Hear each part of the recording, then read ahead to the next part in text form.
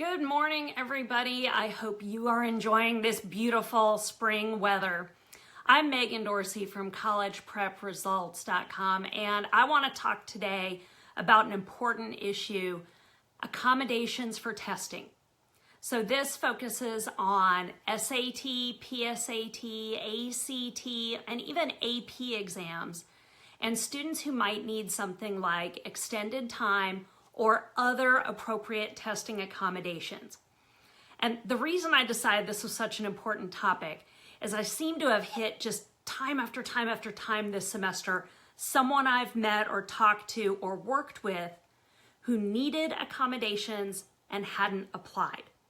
So this last weekend, I met a woman whose teenage daughter had been in a horrible accident a year ago. One of the other girls in the accident didn't survive, but fortunately her daughter has healed from the broken bones, but is still getting regular treatment for the traumatic brain injury she suffered and is going to therapy on a regular basis. You know me, in my conversation, I said, well, of course you've applied for her to get extended time on the ACT, haven't you? And the mom looked at me and said, no, what are you talking about? What is extended time? How do I do this? And I thought, oh, wow, I can't believe nobody had mentioned this to you. But she is part of a homeschool co-op, and I know sometimes if you didn't have anybody else who's had an experience quite like this, they may not have known. But it's not just, the situation where in a homeschool situation, the mom didn't know to do it. I had a student in a prep class of mine recently this school year who comes up to me after the first day of class and says, well, Mrs. Dorsey, I want to let you know I have narcolepsy. And if someday during class you kind of look over and I'm zoned out or it looks like I've kind of nodded off, I want you to know I am not being disrespectful. I just have narcolepsy. And I said, of course, well, have you applied for extended time? And the student said, what? And I said, well, I assume you have extended time at school, right? Because if you doze off in a test, you might need a couple extra minutes to finish. I would hate for you to show up on the SAT or the ACT and zone out for a couple minutes and then wake up in a panic and not have any extra time. Seems like extended time would be the right thing. And the student said, oh, wow, I just had never heard of this. So I'm finding that there are a lot of students and parents who have not been made aware of extended time or other accommodations by their school counselor. And sometimes maybe it's because the person in charge of testing at your school doesn't know.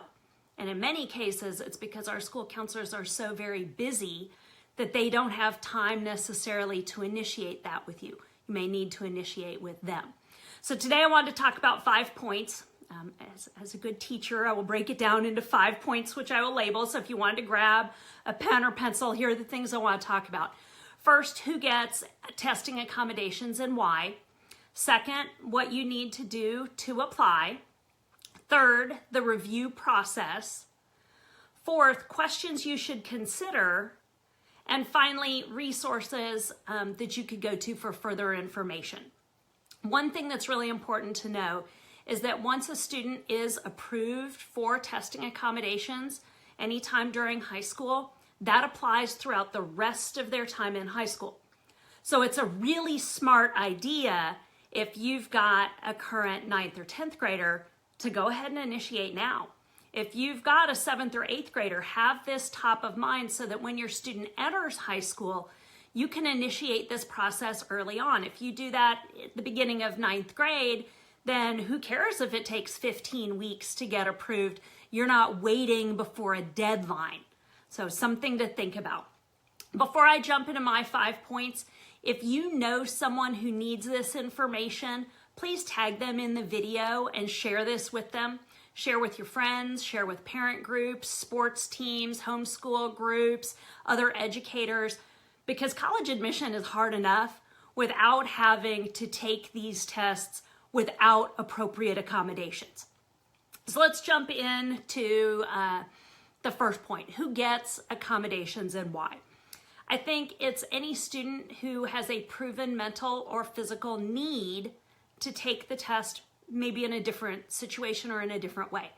I don't think any of us would question the need for the blind or visually challenged student to have a Braille or large print exam. That's one accommodation. But there's so many other things that we may not even think about. A number of years ago, I had a student who, as a high school student, had debilitating arthritis. And it was just so difficult for her to do the writing on the test, let alone bubble in answers. One of her accommodations was she circled the answer in her booklet and they would transfer the answers to the bubble sheet for her, so she didn't have to do that. It was so taxing for her. My student with narcolepsy needs extended time. There are other students who have more severe brain issues or processing time issues, and those students may get a little bit of extended time, but it could be up to 3 times the regular time. So commonly, students get 1.5 times. So if my section is 60 minutes, now it's 90 minutes. That's 1.5 times. But if it's initially 60 minutes and you're approved for 3 times the amount of time, now that section is 3 hours long. I've even seen students get approved to have a reader, someone who will read the exam aloud to them. Some students, I had a couple twins last year who were insulin-dependent diabetics and needed extra time because they needed more frequent breaks. They needed to be able to go to the restroom, to be able to check their blood sugar, to be able to have snacks. So that's appropriate for them. It wasn't that their brains couldn't process it, but their bodies needed some physical opportunities beyond what we would see in a normal testing classroom. I've seen a number of students who have issues with their writing or the written expression who've been approved for years to use a computer to write essays in school. They can be approved for computer use either on the written essay part of the SAT or the ACT, but also on AP exams. And for some of those exams that have hours of writing, being able to use a computer is really important. This is where people always say, well, hold on a second. If these people are getting an advantage, why shouldn't I try and get this for my own kid? And I will say the biggest point of having testing accommodations is an attempt to try to level the playing field and provide each student with an appropriate testing environment. We know we can't completely level the playing field and make it the same for everybody, but that's the goal. The thing that you need to think about if you're saying, well, hold on, aren't they kind of getting an advantage, is it's not really an advantage.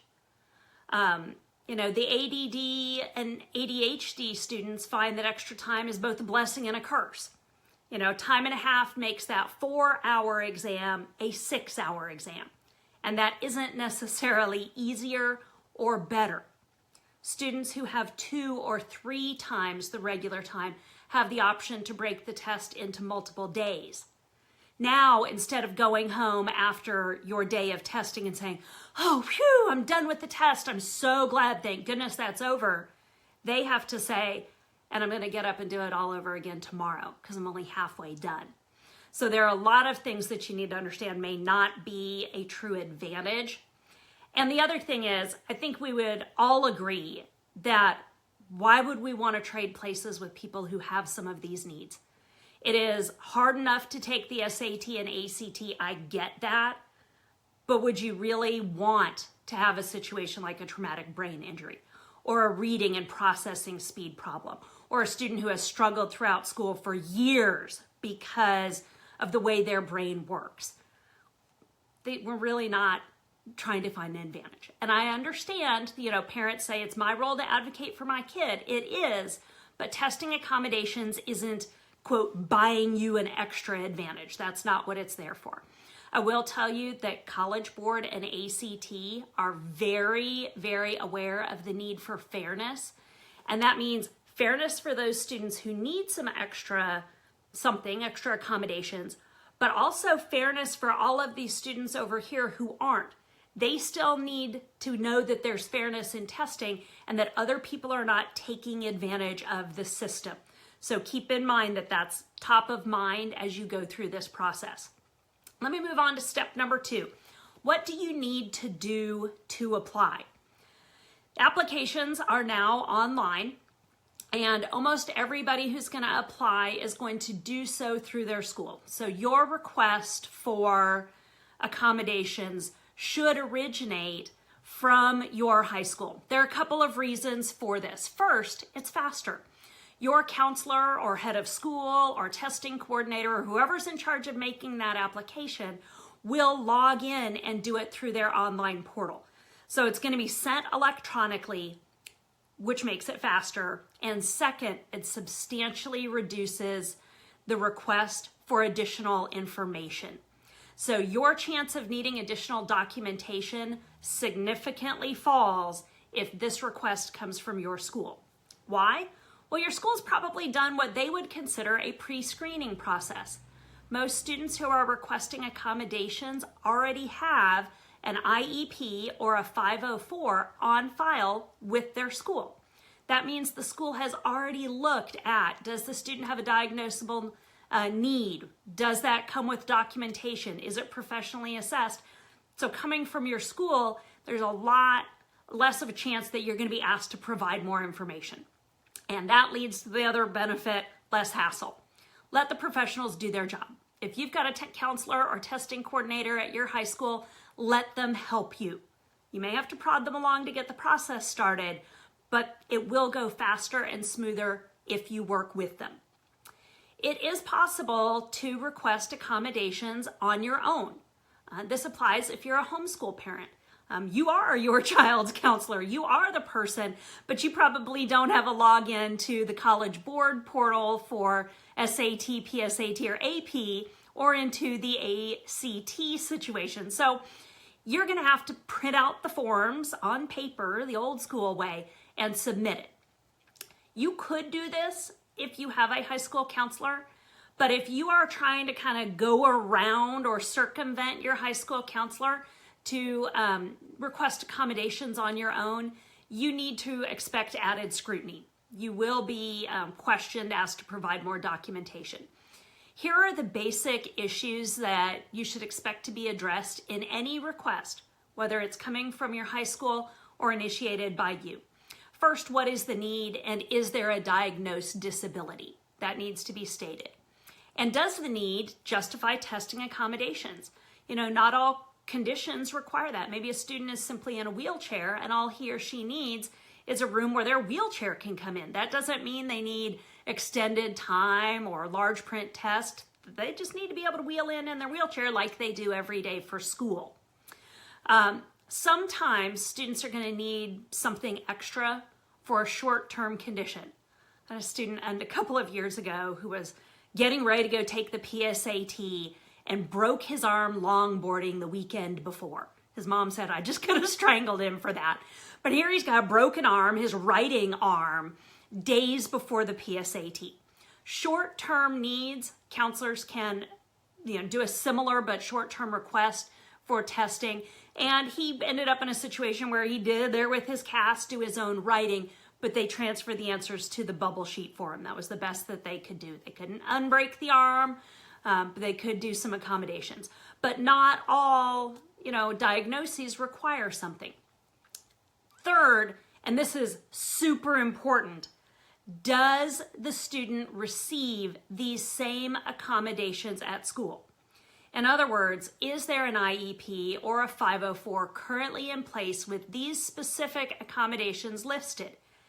If not, you've got a really hard time making the argument that the student needs those accommodations on the SAT or ACT.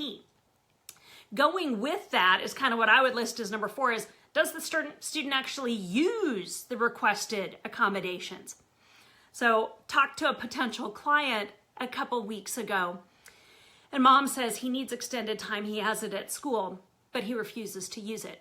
He won't go down to the testing center because he doesn't want people to see him, as weak or needing of something, or, they don't want to question him. So kind of in his macho teenage boy way, he's dragging his feet and refusing to accept something that's been approved at school. So he has a need, he has an IEP and it's been approved, but it's not being used. And in fact, I talked to him because mom was saying, what do we do? And I said, well, I think he needs to apply for accommodations for the ACT.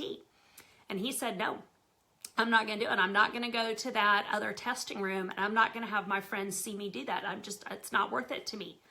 And I said, okay, look, we live in the greater Houston area. Why don't you sign up at a different school? Look, you don't even need to go to school in your own district. Drive 20, 30 minutes the other direction and go take this test at a school where nobody knows you, but where you can have the accommodations that you need. You need this to do your best. He said, no, I'm not going to do it. And that's why he was a potential client, not an actual client, because he wouldn't take the steps necessary, for his own good. Mom wanted him to, I wanted him to, but, I'm a parent of a teenager. I know that we can't always get them to do what we want. Comes to that old pushing a rope thing. You can't push that rope. If you got the limp rope and it's not going to work, then you have to look at that. The fifth thing that's important is, do you have documentation supporting the request? Is it current? Does it have a clear statement of the diagnosis and how it presents a functional limitation? Are the accommodations specific, and is there justification given for why those specific things are requested? Is the professional, does your evaluator for all of this have professional qualifications? And is it backed up with what I would call testing? And that be maybe neuropsychological or psychoeducational testing.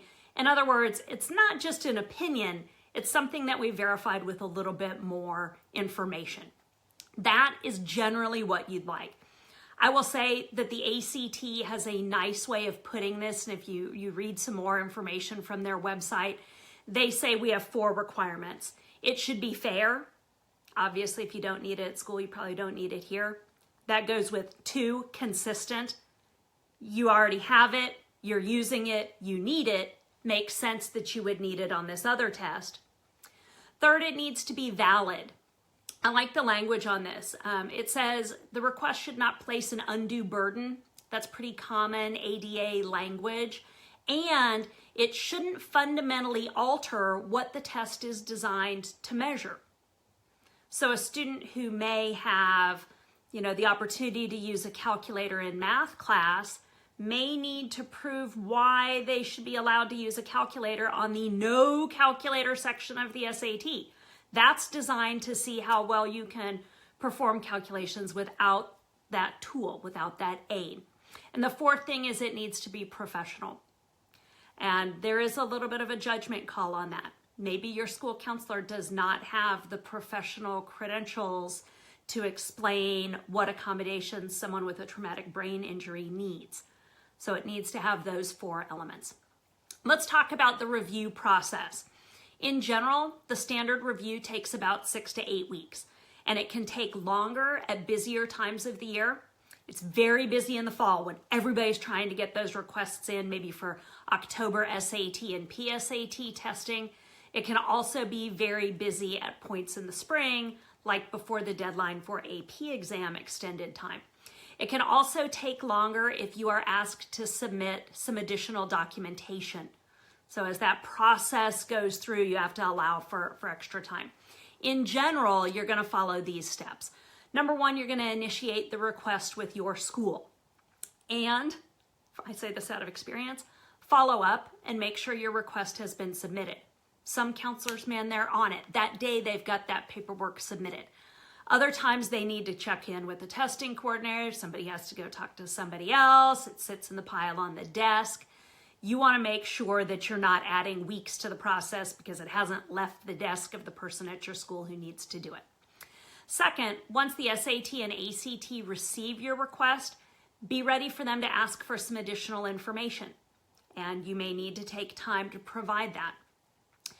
Third, the review is going to be completed. They're going to look at it and make a decision.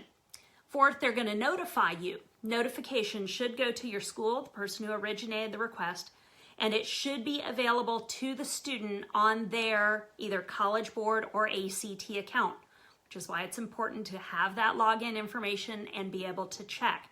You'll often get a letter in the mail, but I've had students approved days or a week before taking the SAT or ACT. They knew that by logging into their account. They got the letter in the mail after they had actually taken the test. So be ready to log in and find that information. You'll be notified if you're approved or not, and if you're approved, what have you been approved for? Some people are just requesting a simple 1.5 times time, extended time. But other people are making much more in-depth requests with a lot of specific details. They're gonna look at each of those requests and approve or deny on an individual basis. So you may find that you were approved for part, but not all of your accommodation request. Finally, if you're denied, you're gonna have the opportunity to appeal. I'm not gonna call out anybody by name, but I've got a friend who's watching who knows exactly what we're talking about, having had a child denied a few years ago from taking extended time on the ACT. And part of it was because documentation's outdated. That's one of the number one reasons that ACT and SAT end up denying a request, is a lot of times we get our students tested and the initial diagnosis is made maybe sometime in elementary school as they're struggling with things like learning to read. But if you have documentation from first, second, or third grade, College Board and ACT may say, we need something a little more updated. We need to know that that issue is still a present condition that's still needing of extended time. Whereas your school district may say, well, we put that accommodation in place. We've got the modifications that the student needs in the classroom, and we're going to continue to honor that throughout. The test taking business may require that you submit more. And then you have to decide, is it worth it? Is it worth it to pursue the additional testing they want in terms of time and sometimes in terms of money?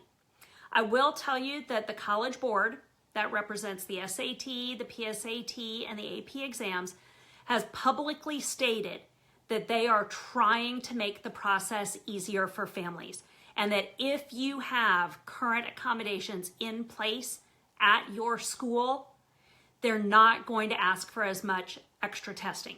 But that's the reason you need to make that request initiate from your high school. But ACT hasn't made quite the same agreement, and so it is possible that you will be asked to provide more information. And I've had friends and I've had a client say, you know what, it was worth the time and, sometimes a couple $1,000s to do the testing, either because it gave us some more information to work with, it gave us a new approach that we're using, or we really needed to get an update on what's going on with his or her condition. But understand that if you're asked, or if you're denied, you may be asked to do some things in addition. And it's okay to say, you know what, I don't think we need it. He's doing so well without, yeah, he would do better if he did get the extra time, but he's doing well enough, especially to get into the schools he's looking at applying to, that it's just not worth the hassle, especially during such a busy, junior or senior year, to fool with, trying to get accommodations approved once initially denied. Next, number 4 on my big list of things we're looking at, what are some questions you need to consider before you even start applying? So the first one is my child currently receiving accommodations? And believe it or not, some parents can't answer that question. Yeah, maybe it happened years ago, but you're not really sure what the current status is. And that happens especially as our kids grow into being more independent. It's what we want. And they begin to find ways to compensate for the unique way that their brain or body works, that they may not need as much as they may have years ago. But you also need to ask, if they're receiving them, are they helping? Sometimes I find that people are denied accommodations because they've let it all lapse.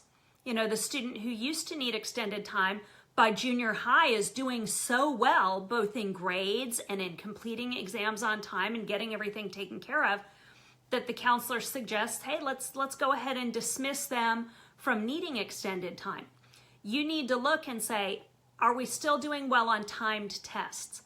Because so much of what we do in school, teachers might say, well, you don't have it officially on your paperwork, but it's okay. You come in early and I'll let you start, or I'll let you stay after school and finish.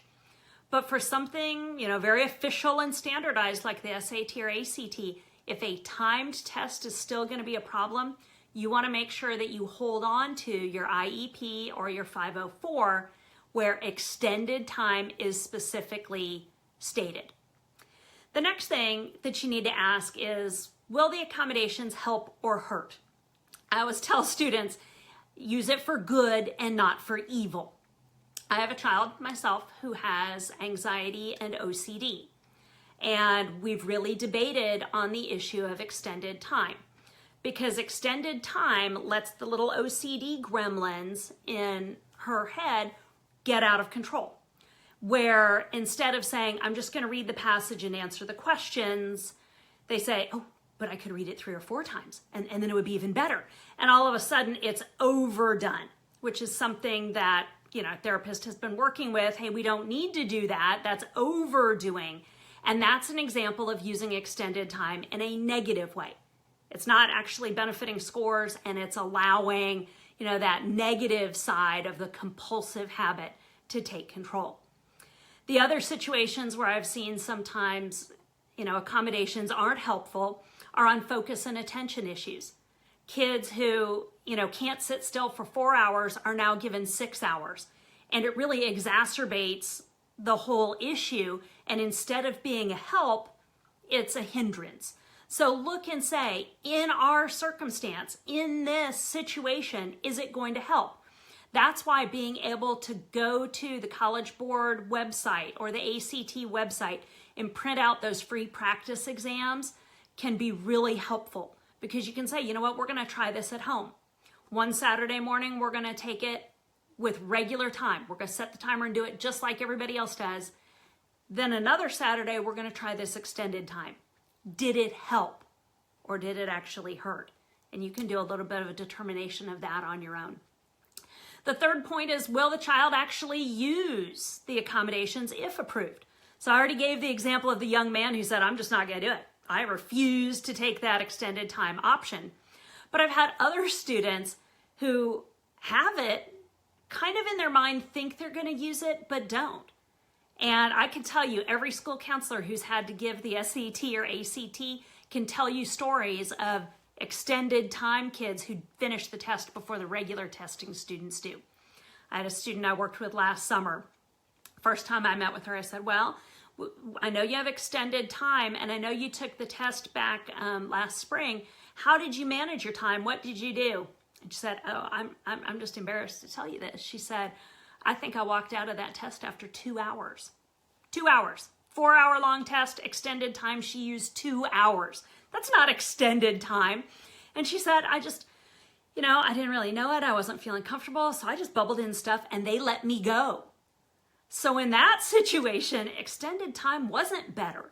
Had she taken the regular test, they'd have made her sit there 45 minutes for ACT English and 60 minutes for math and so on and so forth. But because it was extended time, she was able to say, I'm just mentally quitting, I'm bubbling in stuff, and I'm going to leave because I want to get out of here. And so if a student is not going to use the extended time, there's no sense in applying. Now, I will say, she changed her mind. She learned how to use her extended time and use it productively, and added 7 points onto her score as a result. But if a student is not going to use it, there's no sense in bothering your counselor or anybody else to get it approved. The fourth thing to consider is, what other options do we have? And I know sometimes we feel like we're on this train track when we're working on college admissions and we're just following the car in front of us and we're stuck doing the same thing. But there are choices. Now, if you're looking at advanced placement AP exams, you don't have a lot of choices. Your choice is take the exam with approved accommodations, or don't take the exam at all. So you don't really have a lot of choice. It's either I can get accommodations or I can't, and I'm going to take or not take the exam. But when we come to college admissions and we're looking at SAT and ACT, you probably have more choices than you think. The big choice that a lot of people see is, do I take the SAT or do I take the ACT? That's a big decision. I'll talk about some details here in a minute, but you have some other options as well. Have you looked into test optional colleges? Some of those colleges where no scores are required. If you've got a struggling test taker, being evaluated on their high school transcript and everything else they've done could be a real blessing. Hey, the kid makes great grades and is very involved and is so active and is great in everywhere but testing. Applying to test optional schools is a good possibility. And there are more and more schools that are heading in this direction, but it's not as if there are thousands of them. But don't think that, oh, we're just limited to, this small handful of arts colleges. That's not true.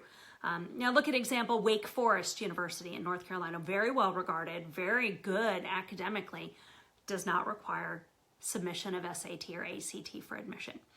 So that's another possibility. Another possibility for some students is start off at your local community college. Spend a year or two doing well, proving yourself, improving your academic abilities, and then very often, if you're transferring after a couple years of college credit out of a community college or a junior college, you may not need to take the SAT or ACT at all. But look at your options. I told you I'd tell you a little bit of the difference in the way SAT and ACT handle extended time of the exam. So looking at how the different options present themselves in your situation can be really important. But you make the decision. And as I said earlier, the sooner you start the process, the better. There's nothing more stressful than coming to the conclusion kind of late in the game that you need the extra time. Thinking, oh, we'll be fine, and then realizing late junior year, early senior year, wow, we really need that. And now you're behind the 8 ball because you're trying to get that application approved on a deadline. The earlier you can get this done, the better. The next time I'm in charge of the world, we're going to get every entering 9th grade student, and in the fall of their 9th grade year, their school counselor or their testing coordinator is going to pull them aside and say, I see you have extended time or some accommodations that you need extra, a special test taking. We're going to fill that out now while you're in 9th grade, because it would then cover them through the rest of their years in high school. Last point, finishing up. First, if you have questions, please post them here, either in the Facebook Live thread or just on the College Prep Results Facebook page. I'm happy to answer. And I'm also happy to be honest when I can't answer. There are some things I can answer from experience, but there's some more technical questions that I may not know the answer to. And I'm not going to lie to you. I'll tell you when I know things and when I don't know things. The other thing I would say is, if you have specific questions that I can't answer, that maybe your school can't answer, get in contact with the Student Support Services Division of either or both the College Board and the ACT. I have found over the years that these folks are very professional to work with. They will take the time to explain what they can to you. Keep in mind that they have a real mission to guard fairness. And they do get a lot of people who are trying to scam the system, applying for something they don't need. So if you feel as if they are questioning you or asking you to provide documentation and it feels like you're being, challenged, understand that is part of their job, is to protect the fairness and integrity of these exams for everybody. And they do kind of have to sort through some bogus requests. So I apologize if they seem a little gruff at times. Don't take it personally, but they really are very professional people to work with.